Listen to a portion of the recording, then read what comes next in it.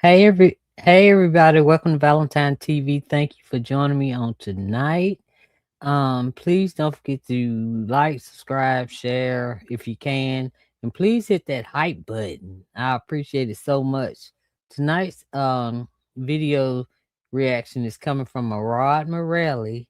He's gonna give his take on the way Ja Rule is running out here defending Diddy and all of this strange stuff. And plus, it's more people, more stuff that will be talked about. But for right now, it's Ja Rule. Because I ain't seen this much of Ja Rule in so long, y'all. It's strange to me. So I just want to go ahead and get into it. Hold on 1 second. 1 second. So they're saying that Ja Rule and Diddy basically hooked up and that, he was doing things with Ja Rule in a freaky room, and then Ja Rule left earlier and let everybody know that things were going on in a room that was freaky. Now, if you're going to let people know that things going on in this room is freaky and you just left the room and Diddy was in that room, it's looking quite suspicious. And now it's making sense to me as to why Ja Rule has become the spokesperson for Diddy online, writing tweets, novels, paragraphs, books, becoming some author, trying to defend Diddy inadvertently by exposing 50 for also being abusive and harmful. Stuff that we already know, and I do not excuse me. I don't agree with what 50 has done in the past, but right now, the big bird, Diddy. That's who we own, Ja Rule. So Ja Rule talking about he gonna make a documentary and all this stuff on 50 and make it. Make it. Please make it. Because we want to get rid of as many as possible. Hey. But right now we on Diddy. So Ja Rule, you can take up for Diddy. I could see it if you was not taking up for Diddy. But you are. And you was caught bucket, as far as what Gene Deal said, bucket naked. Okay? So stop. But we already knew that 50 didn't have a clean sheet. We already knew that 50 was somebody who has exemplified forms of DV and that he was wrong. We already knew those conversations, those allegations, those lawsuits. We already knew what 50 was facing. No. 50 ain't the bigger fish to fry right now, Ja Rule. Not right now. It's Diddy. Per the documentary, if you actually watch all 4 parts.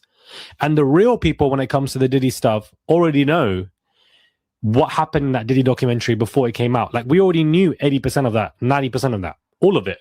And y'all already knew Ja Rule. It's you and the rest of the industry. Now, if y'all didn't know, you didn't know. I don't know where y'all was at, but you didn't know. You must stay home like I do. But everybody knew. Well, I stay home and I still know stuff. But I'm just saying, the point of the matter is, Ja Rule, you already knew before. You knew probably as soon as he got you, right? He probably didn't even have to take you shopping. He didn't have to take you shopping. At this point, because we've been just studying P. Diddy since the Cassie lawsuit, and most of you probably knew even before that, for goodness sake. So a lot of people already know. So it makes sense to me. I don't know why. Gene Deal was speaking on the Art of Dialogue channel. It's going viral. Everybody's talking about it. And, so many views on these videos where he's discussing everything again. He talks about why he wasn't in the documentary, talks about Ja Rule, talks about Kirk Burroughs and Diddy and etc., etc., etc.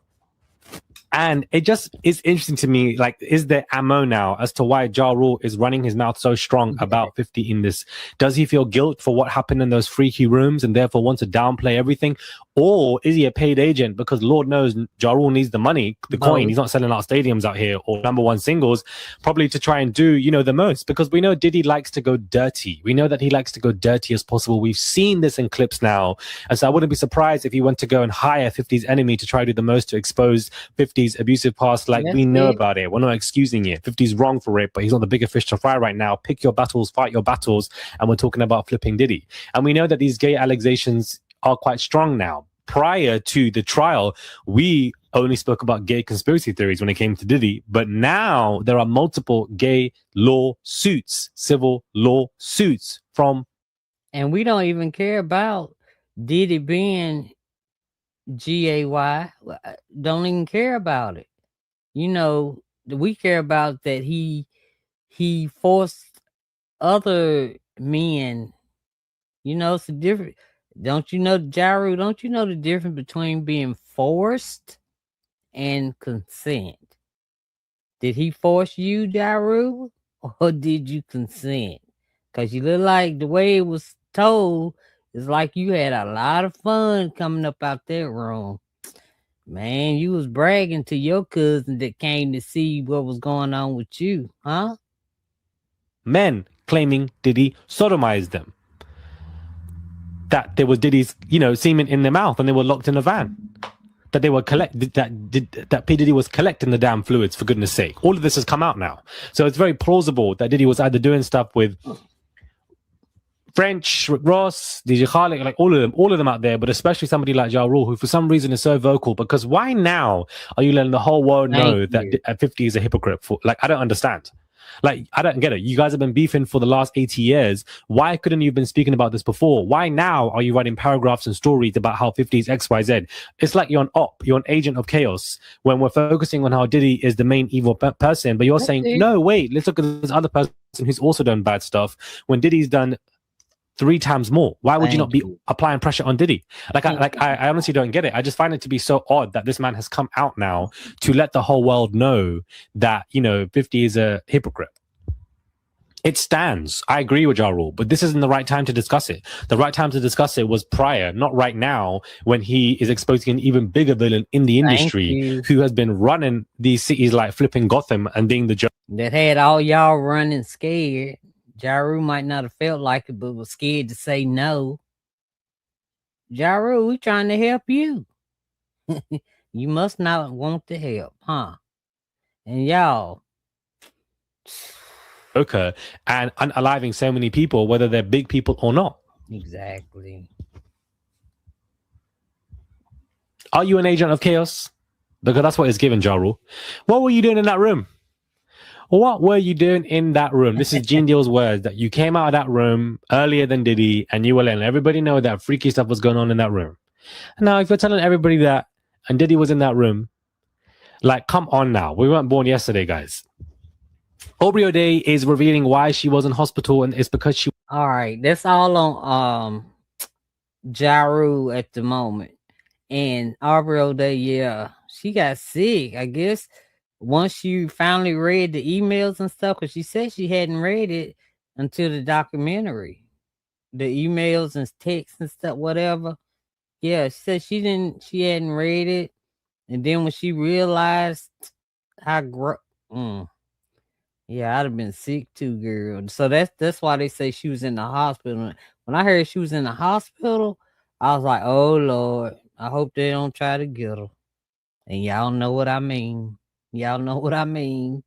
Was physically, mentally sick from watching the documentary. She was nauseous, vomiting, throwing up, and was feeling very unwell. So this is a reminder to you guys that when we are discussing all of this P. Diddy stuff, of course, impacts Aubrey more than us as viewers, but that, ground yourself and do things for your health that is good for you so that you can protect your immune system. Like, for example, I go gym 4-5 times a week. I go to the sauna. All right. Murad's gonna tell what all he does, but we're gonna jump ahead, okay? Let's see what's up. It looks like it's something else. Speaking of DK, Danity Kane, the shows have started. They're very successful. Dawn Rashad came onto Instagram to let everybody know that she wasn't actually involved. She was never contacted. Nobody told her about it, and that she is upset. I do wonder why. I thought Dawn and Aubrey would have been friends. I think Dawn's probably gonna be in part episode. Y'all know, ain't no telling how much the documentaries already made. They probably just showed us one. Part 2 probably already made. 3rd already made. You know what I'm saying? 140 hours. Man, that doc already being done while we talking about number 1. They on number 2. Some kind of capacity. So I'm not really sure what happened for why she was never contacted for the show. Only 3 of them were.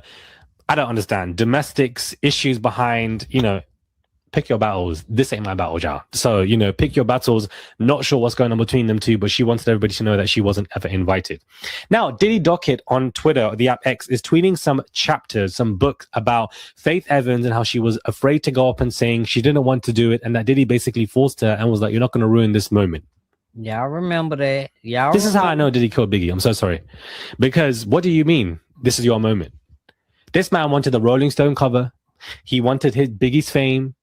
He wanted the #1 big All song. of it. He got all of it. And then when it came down to the MTV song, he didn't want anybody to ruin his moment because that's all that this man cared about.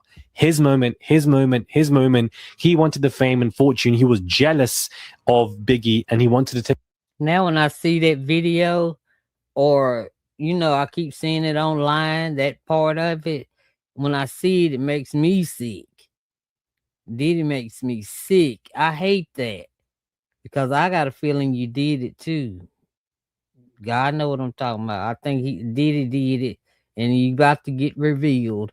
But the way he was dancing around and you, ugh, make me sick. His life and took everything from him. Jealousy is a crazy disease. Get well soon, as far as I'm concerned. Don't have any friends around you that are jealous, because this is an example. Somebody like Diddy who was jealous, does not have a talented bone in his body, was forcing Faith Evans, XYZ, to come sing. She was avoiding the phone calls per the book that was being written. And he got his moment to shine. Yeah. Dancing on the stage like a fool. To me, it wasn't no difference as to if this man was dancing on Biggie's grave. That's what I look like. That's I don't what think it Diddy wasn't the was. only person involved. And the only chance that we could get for any justice, perhaps, is Keefe D's trial next year. But Diddy is definitely involved. I don't think he's the only one, but he's definitely involved. That man is dirty as hell. He said it himself that we need to find the dirtiest people globally to deal with the dirtiest stuff. This is the mentality that this man has always had from day dot number one. Exactly. Do you understand? So if I want to keep speaking about Diddy, I want to keep speaking about Diddy, and I don't give a damn, because that man is a villain. Do you understand? Let me know your thoughts. Yeah, people keep saying, "Oh, all y'all do is talk about Diddy." And what? Diddy had y'all scared for 30 years. So we just started. Okay. All right. So that's it, y'all. That's all I got. Okay. And I want to just remind y'all. I'm sorry, y'all. First video, I always mess up. But I just wanted to remind y'all to go pay my daughter a visit over there at Nikki B Budgets. She started her YouTube page. Y'all go over there. You will love it. All right. Thank y'all so much. Nikki B Budget. She is on YouTube.